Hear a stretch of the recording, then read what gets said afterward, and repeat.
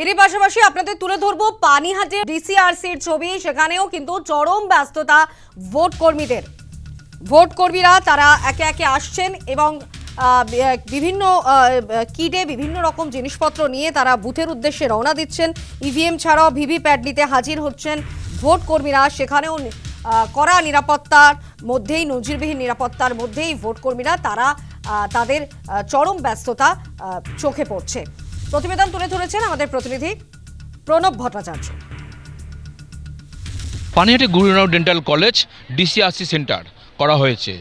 রাত পোহালেই বিধানসভার দ্বিতীয় দফা ভোট। এই দ্বিতীয় দফা ভোটে এখান থেকেই ডিসিআরসির যে সেন্টার করা হয়েছে, এখান থেকে ইভিএম যে মেশিন, সেই মেশিন চলে যাবে প্রতিটা যে বুথ সেখানে চলে যাবে এবং সে প্রত্যেক বিধানসভার যারা দায়িত্ব রয়েছে তারা এখানে এসছেন এবং পুলিশ কর্মী এবং অফিসার যারা রয়েছেন তারা প্রত্যেকে এখানে রয়েছেন। এখান থেকে ইভিএম মেশিন নিয়ে যাওয়া হবে। একটা বিষয় যে এখানে বরানগর, দমদম, কামারহাটি এবং পানিহাটি এই চারটি বিধানসভার ডিসিআরসি সেন্টার করা হয়েছে। এছাড়াও খড়দা বিধানসভা এবং উত্তর দমদম বিধানসভা সাজিরহাট এপিসি কলেজে ডিসি সেন্টার করা হয়েছে এবং আরসি সেন্টার কিন্তু এই Guru Nanak dental college, Panihati Guru Nanak dental কলেজেই হবে। আগামী 4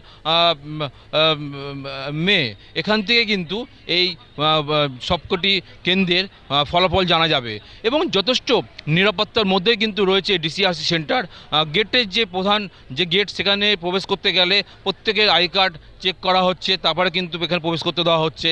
ইতিমধ্যেই প্রত্যেক বিধানসভা যারা দায়িত্ব রয়েছেন, যারা কর্মীরা আছেন এবং প্রশাসনে যারা আধিকারিকরা আছেন, তারা কিন্তু আসছেন এবং তাদের যে কাজ দায়িত্ব বুঝে নিচ্ছেন এবং এখান থেকে কিন্তু ইভিএম মেশিনটা তারা নিয়ে গিয়ে সেই বুথে চলে যাবে।